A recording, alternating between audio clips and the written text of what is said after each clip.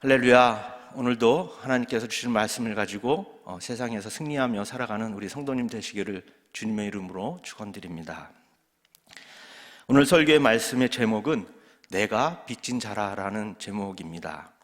사울이 왜 빚진 자라고 말씀했는지 말씀을 살펴보고 하나님께서 주시는 은혜를 같이 받도록 하겠습니다. 여러분, 한 가지 질문을 하면서 설교 말씀을 시작하도록 하겠습니다. 여러분들 중에 물질적으로 빚진 사람은 없습니까? 제 생각엔 빚이 없이 살아가는 분들은 거의 없다고 생각을 합니다. 저도 마찬가지로 빚이 있었습니다. 과거에 결혼할 당시에 이제 전세 자금을 이렇게 마련하기 위해서 회사에서 대출을 받아 빚을 진 적이 있었고요. 또 신학교 때 공부할 때는 등록금을 마련하기 위해서 학자금 융자를 받아서 빚을 진 적도 있었고, 또 급한 자금이 필요해서 은행에서 대출을 받아서 빚을 진 적도 있습니다. 지금도 빚이 여전히 있습니다. 현금이 없을 때는 이제 카드로 결제를 해야 되기 때문에 카드 빚이 많이 있어서 어떤 때는 이 빚을 갚기 위해서 로또 복권을 좀 살까 하는 그런 생각도 한 적이 있습니다. 어쨌든 이처럼 누구나 조금은 빚을 지고 살아가는 것이 일반적인 사람의 생활인 것 같습니다. 그런데 이러한 물질적인 빚은 조금만 더 열심히 일하고 애쓰면 다 갚을 수 있는 빚입니다. 그러나 사람들에게는 이런 물질적인 빚만 있는 것이 아닙니다. 눈에 보이지 않는 빚도 있습니다. 물질적인 빚이 아니라 눈에 보이지 않는 사랑의 빚을 진 한 사람을 소개합니다. 이 사람은 전 KTF의 부사장을 지낸 조서환이라는 분인데요. 지금 세라젬 헬스 앤 뷰티 대표이사로 열심히 일하시는 기업인입니다. 이분의 사회 경력을 살펴보니까 정말 화려합니다. 여러 분야에서 활동을 많이 했는데요. 아이디어가 참으로 많은 사람입니다. 이분이 그동안 아이디어를 내서 만들어낸 상품을 소개를 하면 이제 샴푸와 린스를 하나로 합친 하나로 샴푸가 있고요. 또 20세의 치아를 80세까지 유지한다는 2080 치약도 있습니다. 또 휴대전화 번호 이동 서비스라든가 또 KTF 쇼 등 여러 히트 상품을 만들어냈습니다. 그런데 이분이 이렇게 성공하기까지 순조롭게 온 것은 아니었습니다. 이 조서환 대표이사는 23살 때 이제 육군 소위로 임관한 후에 전방부대에서 소대장으로 근무를 했었는데요. 그런데 어느 날 이 소대원이 잘못 던진 이 수류탄을 처리하려다가 그만 오른손을 잃게 되어서 상위용사로 전역을 하게 되었습니다. 사고로 오른손을 잃었을 때에 그 뇌가 깡통 찌그러지듯한 그런 오그라드는 아픔을 느꼈다고 합니다. 너무 심한 고통에 기절을 하고 깨어나 보니까 육군 통합병원이었고 엄격한 아버지께서 눈물을 흘리며 바라보고 있었다고 합니다. 그 아픈 와중에서도 이제 사귀고 있던 22살의 여자친구가 보고 싶어서 망설이다가 용기를 내어서 이제 전화를 했더니 그 여자친구가 병원에 왔습니다. 여자친구에게 오른손이 없는 나를 그래도 사랑하느냐라고 이렇게 묻고 싶었지만 말이 입에서 떨어지지 않았다고 합니다. 30분 넘게 머뭇거리다가 이제 모르니까 고개를 2번 끄덕이면서 이제 자신에게 힘이 되어 주었고, 그 여자친구는 아예 병원 옆으로 이사를 와서 병 간호를 끝까지 해 주었다고 합니다. 손을 잃어서 절망감에 쌓여 있었지만 여자친구의 이 넘치는 사랑 때문에 오히려 행복감을 느껴서 다시 살 의욕이 생긴 그때에 이 여자친구의 이 아버지께서 나타나서 여자친구를 끌고 가려고 했습니다. 완강히 저항하는 딸에게 아버지는 아버지와 이 남자친구 중에 하나를 선택하라고 강요했고, 그때 여자친구는 이렇게 말했다고 합니다. 아빠, 만약 아빠가 손을 잃었다면 엄마가 어떤 태도를 보이기를 원하세요? 나는 이 남자의 전부를 사랑한 거지 손만 사랑한 것이 아니에요. 조서환 대표이사는 이때부터 평생 이 여자만을 행복하게 해주기 위해서 살겠다는 결심을 했다고 합니다. 사랑의 빚진 자가 된 것입니다. 여러분, 이처럼 사랑의 빚진 자가 되면 그 어떤 수모도 이길 수가 있습니다. 종종 자존심이 상해서 못하겠다고 하는 사람이 있는데요, 그것은 자존심이 아니라 사랑이 없는 것입니다. 이런 사랑을 받은 사람이 어찌 아내 앞에서 자존심을 내세울 수가 있겠습니까? 모든 희생을 감수하고 자기에게 결혼해준 아내에게 너무 감사해서 평생 사랑의 빚을 지고 열심히 살아 지금의 이 유명한 기업인인 조소한 대표 이사가 된 것입니다. 이렇게 인간적인 사랑의 빚은 이제 물질적인 빚보다 더 중요하고 소중한 것입니다. 그러나 이 사랑의 빚보다 더 소중한 빚이 있는데요, 그 빚을 소개하고자 합니다. 서울시 마포구에 가면은 외국인 선교사님들의 이 묘주가 있는 양화진 선교사 묘원이 있습니다. 거기에 있는 비석들을 보면 선교사님들이 얼마나 한국을 사랑했는지 알 수 있는 비문들이 많이 있습니다. 그 중에 한 비석에는 이런 글이 적혀 있습니다. 나는 웨스트민스트 사원에 묻히는 것보다 한국 땅에 묻히는 것이 더 영광스럽다. 나는 다시 태어나도 다시 한국 땅에 태어나고 싶다. 여러분, 도대체 이 선교사님들의 가슴 속에는 무엇이 있었기에 이렇게 생명을 버리면서까지도 그토록 당당하게 죽어갈 수 있었을까요? 또 비석을 한두 개 지나고 나면 어린아이들의 이 무덤이 옹기종기 모여있는 곳이 있습니다. 이 당시 선교사님들의 사모님들은 아이를 낳았지만 먹을 것이 없어서 영양실조에 시달려야 했습니다. 먹지 못하니까 젖이 나오지 않아서 갓 태어난 아이가 배고파 죽어간 것입니다. 선교사님들은 이 풍토병으로 죽어가는 아내와 또 병들어 있는 아기를 돌보는 대신에 가난에 울부짖는 우리나라 백성을 향해 복음을 들고 달려갔다가 집에 돌아오니 아랫목에 아이가 죽어 있었던 것입니다. 이런 선교사님들의 희생의 피 위에 한국교회가 세워졌습니다. 이런 피를 타고 오늘 저와 여러분, 우리 모두에게 복음이 전해진 줄 믿습니다. 여러분, 기독교는 이렇게 사랑의 빛보다 더 소중한 복음의 빛을 전파하는 종교입니다. 복음이 뭐길래 죽음을 무릅쓰고 많은 사람들에게 복음을 전파하는 것일까요? 복음은 말 그대로 복된 소식, 기쁜 소식, 즐거운 소식입니다. 따라서 복음을 듣는 순간 기쁘고 즐겁고 신나고 행복해야 하는 것이 정상입니다. 그런데 반대로 복음을 듣는 순간 부담스러워지고 두렵고 마음이 무거워진다면 그것은 복음이 왜곡된 것입니다. 복음을 왜곡시켜서 사람들의 마음을 무겁게 하고 두려운 마음을 들게 하는 것이 있는데요, 바로 이단입니다. 이 이단 중에 대표적인 것은 여러분들이 잘 알고 있는 신천지입니다. 몇 년 전에 CBS 기독교 방송국에서 신천지에 대해서 8부작으로 이 방영을 한 적이 있습니다. 이 신천지는 자신들도 복음, 즉 성경을 믿는다고 합니다. 그러면 자신들이 믿고 전하는 이 복된 소식, 복음을 들으면 기쁘고 즐겁고 행복해야 하는데, 신천지에 빠졌던 사람들이 인터뷰하면서 얘기하기를 신천지에서 가르치는 성경을 들으면 그 당시에는 좋은데 가면 갈수록 너무 마음이 부담이 된다고 얘기를 합니다. 왜냐하면 이 복음을 다른 사람에게 전하지 않으면 자신이 벌 받을까 봐 두렵다고 느끼기 때문입니다. 여러분, 아까 복음에 대해서 잠깐 말씀을 드렸는데요, 복음은 기쁜 소식, 즐거운 소식, 또 행복하고 신나는 소식인데, 신천지는 그와는 반대로 복음을 들으면 마음이 무겁고 부담이 되고 두렵고 떨린다고 고백을 하고 있습니다.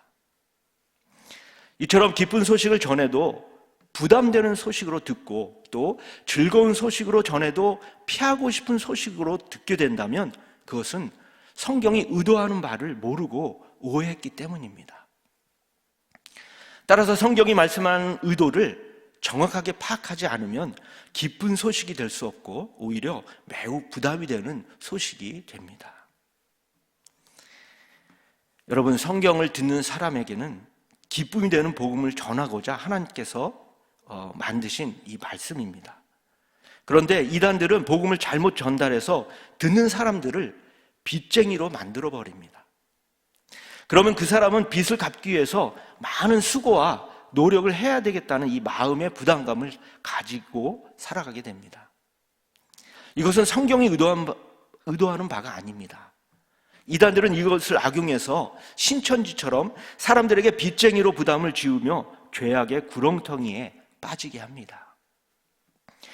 오늘 말씀 14절을 보시면 헬라인이나 야만인이나 지혜 있는 자나 어리석은 자에게 다 내가 빚진 자라는 표현이 나옵니다. 바울은 자신을 소개할 때 빚진 자라고 표현을 하고 있습니다. 그런데 한두 사람도 아니고 헬라인이나 야만인이나 지혜 있는 자나 어리석은 자에게 빚을 졌다고 말하고 있습니다. 이 말은 어떤 특정한 사람들에게만 빚을 진 것이 아니라 모든 사람에게 빚을 졌다는 뜻입니다. 도대체 바울은 이들에게 무슨 빚을 진 것일까요? 실제로 바울은 이들에게 아무 빚도 진 것이 없습니다.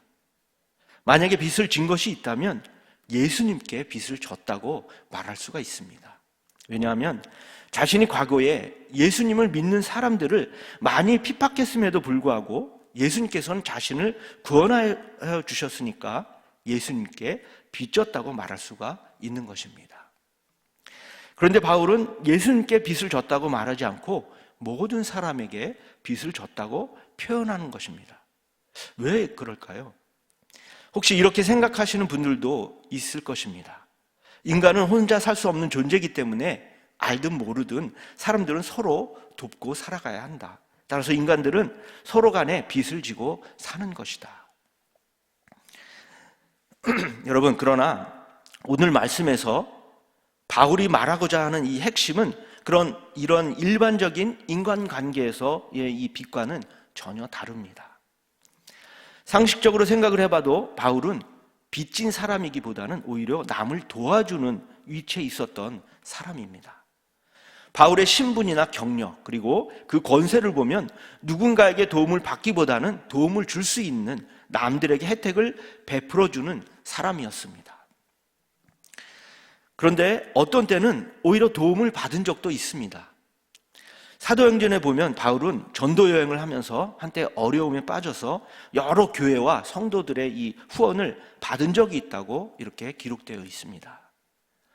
이러한 일로 바울이 마음에 빚을 졌다고 생각이 들었다면 헬라인이나 또 야만인에게서가 아니라 성도들과 교회의 빚진 자라고 말하는 것이 더 옳은 말입니다.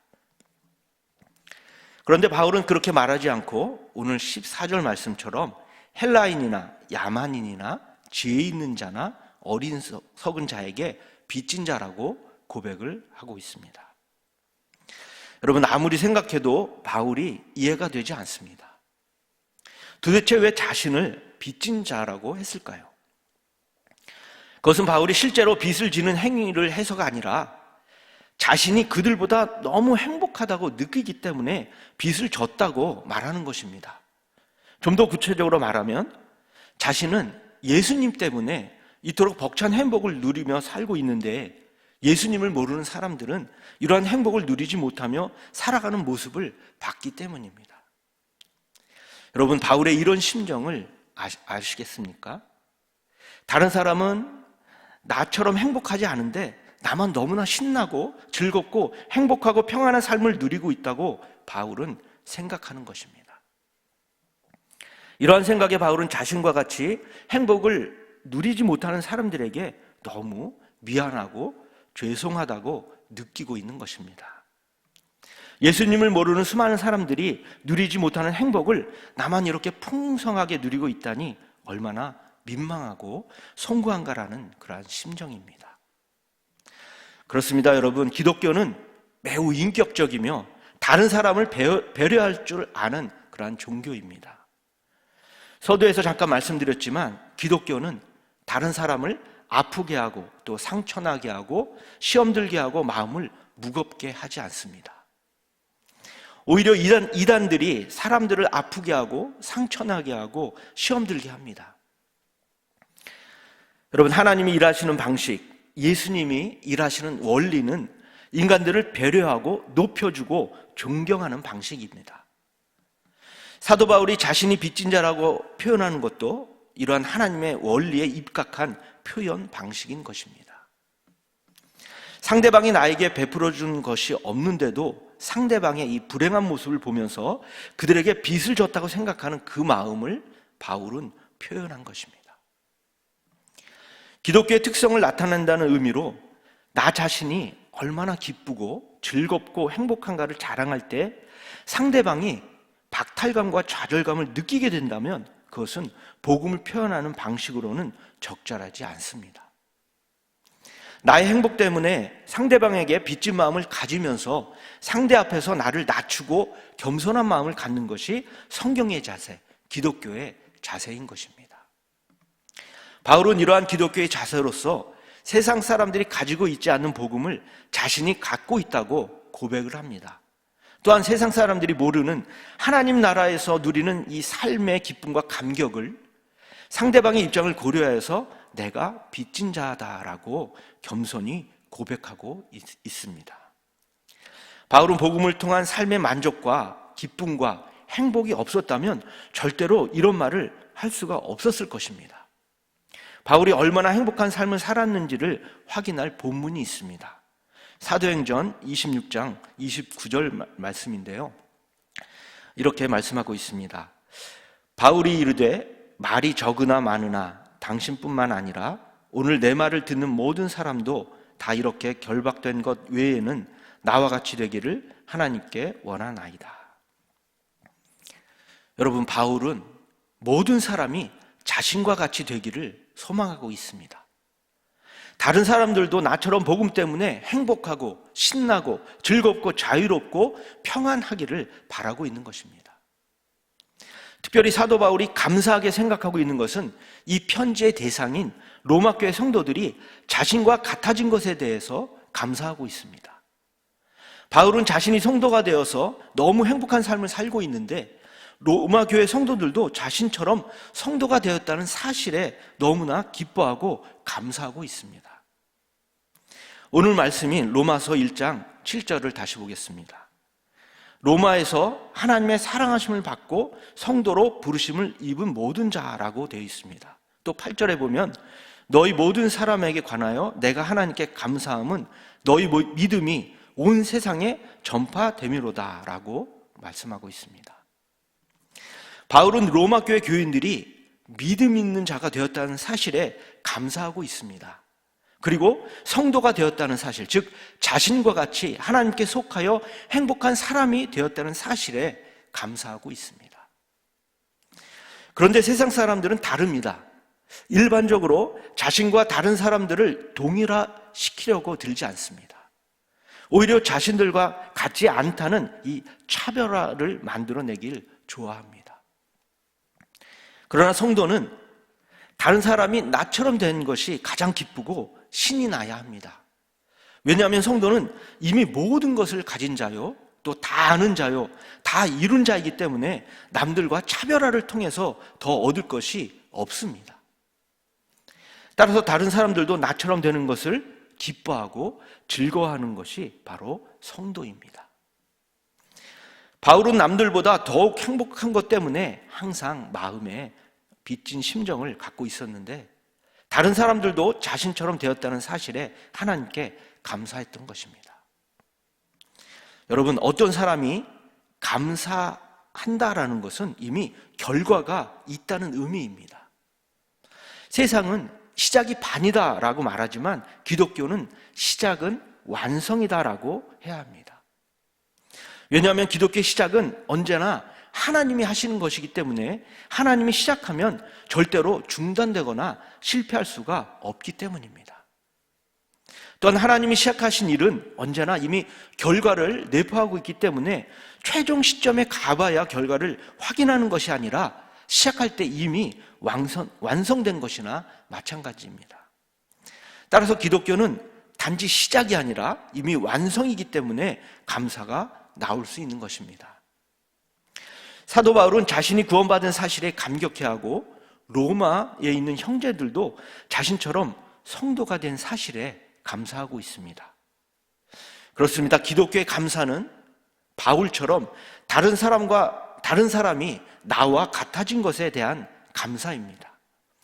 또한 나에 대한 모든 일이 이미 하나님 안에서 완성된 사실에 감사를 하는 것입니다. 그 완성된 것이 나의 실제 삶 속에 하나하나씩 실현되어서 응답받는 사실에 감사하는 것입니다. 모든 것을 다 준비해 놓으시고 우리에게 베풀어 주신 하나님께 감사와 영광을 돌리시는 우리 모든 성도님 되시기를 주님의 이름으로 축원합니다. 로마의 성도들은 이미 바울이 감사했던 것처럼 이 바울과 같은 존재, 즉 행복한 자가 되었습니다. 그런데도 바울은 굳이 로마 성도들을 만나고 싶어 해서 그들에게로 가기를 원했습니다. 우리 10절 말씀을 다시 한번 보도록 하겠습니다. 어떻게 하든지 이제 하나님 뜻 안에서 너희에게로 나아갈 좋은 길 얻기를 구하노라. 여러분, 기독교의 복음은 복된 소식이기 때문에 이 소식이 많은 사람들에게 전해져야 합니다. 그런데 전하는 사람이 없으면 이 복된 소식을 알 수가 없습니다. 이 복된 소식은 아직 이루어지지 않은 일을 한번 시도해 보라고 권면하는 소식이 아닙니다. 주님께서 다 이루시고 완성되고 또 성취된 결과를 전하는 기쁜 소식입니다. 이 복된 소식은 이제 어떤 일을 해야 한다는 이 부담과 짐을 주는 소식이 아니라 완성되었다는 소식, 또 성취되었다는 소식입니다. 따라서 이것을 부담 없이 자신의 삶 속에 누리며 살아가기만 하면 되는 기쁜 소식인 것입니다. 바울은 지금 그런 의미로 로마에 가고 싶어 합니다. 그러한 자신의 마음을 오늘 말씀 11절에서 이렇게 표현하고 있습니다. 내가 너희 보기를 간절히 원하는 것은 어떤 신령한 은사를 너희에게 나누어 주어 너희를 견고하게 하려 함이니. 여러분, 여기서 말하는 신령한 은사는 어떤 알 수 없는, 설명할 수 없는 신비한 것이라고 생각해서는 안 됩니다. 기독교는 언제나 분명하고 또 명확하게 밝히 드러난 사실임을 알아야 합니다. 따라서 이러한 이 신령한 은사는 명확하게 말하면 9절에 기록된 대로 그의 아들의 복음입니다. 이 복음을 로마교회 성도들에게 나누어 주어, 즉 전하고 가르쳐서 그들을 견고케 하려는 것이 바울의 간절한 마음이었습니다. 여러분, 교회에서 복음을 전하고 또 복음을 가르치는 것보다 더 중요하고 더 큰 것은 없습니다. 교회에서 복음의 내용이 담긴 성경을 가르치고 배우는 것보다 더 소중한 것은 없습니다. 바울이 빚진 마음으로 로마에 가기를 원하는 것은 바로 이 복음을 알게 하려 하는 것입니다. 우리 교회에서는 이제 복음을 배우고 또 가르치는 일로 암한 양육 훈련을 계속하고 있습니다. 대면으로 할 수 없어서 이제 비대면 영상으로 진행이 됐기 때문에 좀 어려운 점도 있었지만 그래도 여러분 열심히 이 복음을 배우시기 바랍니다. 지금은 코로나 때문에 밖에 나가서 사람들을 만나서 복음을 전하지 못하지만 우리의 삶이 전도지가 되어서 그 있는 자리에서 사람들에게 친절과 봉사로 주님의 사랑을 나누어주며 간접적으로 복음을 증거하고 있습니다. 우리의 이러한 모습을 보고 주님을 모르는 많은 사람들이 주님의 사랑을 깨닫고 하나님께로 돌아오는 역사가 우리 교회를 통해서, 우리 성도들을 통해서 더욱더 이루어질 줄 믿습니다. 이제 바울이 빚진 자의 마음으로 신령한 은사, 즉 예수 그리스도의 복음을 왜 로마 교인들에게 나누어 주기를 원하였는지 세 가지로 살펴보고 말씀을 맺도록 하겠습니다. 먼저 첫 번째 11절 끝부분에 보시면 견고하게 하려는 데 있습니다. 여러분, 복음을 함께 나누고 우리가 구원받았다는 사실을 함께 확인하고 성경의 진리를 가르치고 배운 결과는 믿음이 견고해지는 것입니다. 성도들의 믿음이 흔들리고 고민하는 이유는 이 복음을 바로 알지 못하기 때문입니다. 우리의 믿음을 견고하게 하려고 새로운 그 무엇이 필요한 것이 아닙니다. 내가 구원받은 사실, 성도가 된 사실, 하나님의 자녀가 되는 것이 무엇인지 정확하고 분명하게 아는 것이 필요합니다. 보통 우리는 확실하고 정확하고 분명하게 아는 일에는 타협하거나 흔들리지 않습니다. 그런데 잘 모르는 일에 대해서는 여지없이 흔들리게 됩니다. 바울은 로마에 있는 성도들에게 새로운 것, 또 잘 모르는 것을 제공하려는 것이 아닙니다. 그들이 예수 그리스도를 통해서 구원받았다는 사실, 그리고 하나님의 자녀가 되어서 하나님으로부터 큰 은혜와 복을 받는다는 것이 무엇인지를 알리려는 것입니다. 그렇습니다. 이것을 알면 견고해 줄 수 있습니다. 신앙은 신앙의 내용을 바르게 알므로 견고해지는 것입니다. 그런데 사람들은 이 아는 것을 강조하지 않고 행위를 강조할 때가 있습니다. 그러나 알지 못하고 행동하는 것이 가장 위험합니다. 왜냐하면 알지 못한 채 행하는 것은 모두 헛된 열심이기 때문입니다. 따라서 신앙의 행동은 복음을 바로 안 결과로서 나와야 하는 것이기 때문에 복음을 바로 아는 것이 가장 중요합니다. 두 번째로 바울이 로마 교인들에게 복음을 나누어 주길 원하는 이유는 서로 안위를 얻게 하려는 데 있습니다. 11절 말씀도 보시겠습니다. 이는 곧 내가 너희 가운데에서 너희와 나의 믿음으로 말미암아 피차 안위함을 얻으려 함이라. 복음을 함께 나누고 구원의 내용을 함께 확인하고 성경의 진리를 가르치고 배운 결과는 서로 안위를 얻게 되는 것입니다. 하나님은 우리 인간을 하나님의 형상대로 창조하시고 가장 좋았다라고 기뻐하셨습니다. 그리고는 우리를 하나님의 자녀로 삼아주시고 하나님의 백성으로 여겨주시고 하나님의 기업을 이을 후사로 삼아주시는 엄청난 사랑을 베풀어 주셨습니다. 그러나 우리는 죄의 유혹으로 하나님을 배반하고 죄인이 되어서 죽을 수밖에 없는 존재가 되었습니다. 그럼에도 불구하고 하나님께서는 우리를 사랑하시기 때문에 자신의 독생자이신 예수 그리스도를 십자가에 우리 대신 못 박아 죽게 하시고 우리를 구원해 주셨습니다. 이처럼 하나님은 우리 인간을 얼마나 존귀하게 여기고 소중히 여기시는지 우리는 알아야 합니다. 이러한 하나님의 사랑 때문에 하나님의 복음을 전하고 나눌 때에도 일방적으로 주고받는 것이 아니라 서로 안위를 받게 되는 것입니다. 여러분, 기독교는 인간의 것을 나누는 것이 아니라 하나님의 것을 나누는 것입니다. 그렇기 때문에 인간 간의 이 차별이나 갈등이나 우열이 생길 수가 없습니다. 만약에 인간의 것을 나눠준다면 주는 자의 이 교만이 존재하고 받는 자의 비굴함이 생기게 됩니다. 그러나 복음은 하나님의 것을 나누는 것이기 때문에 믿는 자들이 서로 안위를 얻게 됩니다. 마지막으로 바울이 로마 교인들에게 복음을 나눠주길 원하는 이유 세 번째는 열매를 맺기 하기 위함입니다. 오늘 말씀 13절 중간 부분을 보시면 이는 너희 중에서도 다른 이방인 중에서와 같이 열매를 맺게 하려 함이로되 라고 말씀합니다. 여러분, 열매는 인간의 노력이나 열심으로 만들어내는 것이 아닙니다. 특별한 일을 해서 만들어내는 것이 아니고 어느 순간에만 만들어지는 것이 아닙니다. 열매는 생명이 있는 자에게는 자연스럽게 나오는 것이고 모든 일상생활 순간순간마다 나타나는 것입니다. 성도들이 생활 속에서 하나님의 말씀을 알아가면서 또 하나님의 말씀의 분량을 채워가면 자연스럽고 편안하게 그 모든 순간에 그 열매가 드러나게 되어 있습니다. 따라서 하나님을 믿으며 하나님의 말씀의 분량을 채워가는 것이 가장 소중한 일입니다. 이제 말씀을 맺겠습니다.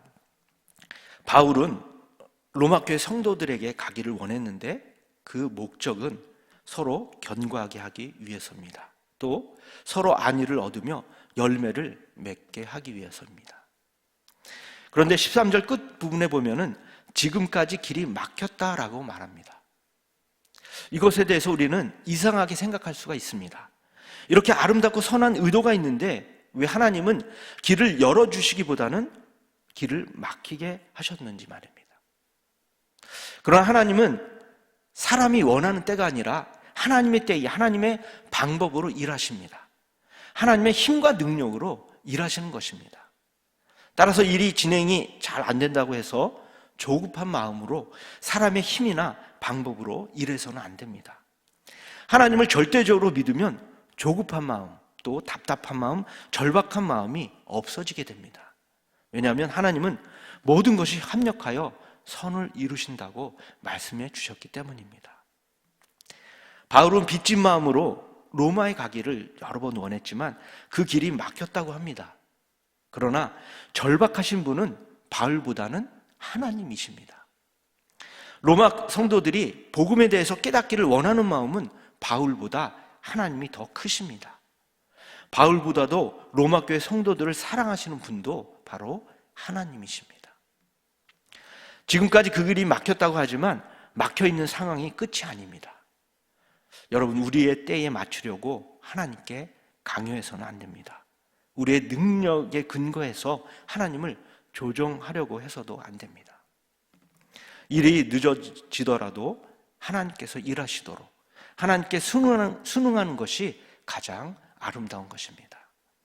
하나님의 구원하심, 우리의 성도됨, 그리고 성도에게 주신 하나님의 신령한 복이 무엇인지 바르게 아셔서 우리의 삶 가운데 베풀어 주신 하나님의 놀라운 큰 은혜와 복을 풍성히 누리시며 살아가시는 우리 모든 성도님 되시기를 주님의 이름으로 축원합니다. 기도하겠습니다. 전능하신 아버지 하나님, 오늘 내가 빚진 자라는 제목으로 말씀을 통해 은혜 받게 하시니 감사를 드립니다. 사도 바울이 빚진 자의 마음으로 로마 교회의 성도들에게 복음을 나누어 주었는데 이를 통해서 로마 교회 교인들이 믿음이 더욱 견고해지고 서로 안위를 얻고 삶 속에서 열매를 맺으며 살아가게 됨을 보게 됩니다. 우리들도 복음을 통해서 로마 교회 교인들처럼 믿음이 견고해지길 원합니다. 주님의 사랑으로 서로 사랑하며 안위하며 더욱 사랑의 공동체를 이루어서 삶 속에서 큰 열매를 맺으며 살아갈 수 있도록 성령께서 인도하여 주시옵소서. 코로나 때문에 이 복된 소식을 많은 사람들에게 직접적으로 전하지는 못하지만 우리의 삶을 통해서 우리의 삶이 전도지가 되어서 복음이신 예수님을 세상 끝까지 증거하는 우리 가자 공동체가 되게 하여 주시옵소서. 이제 내일부터 설 연휴가 시작됩니다.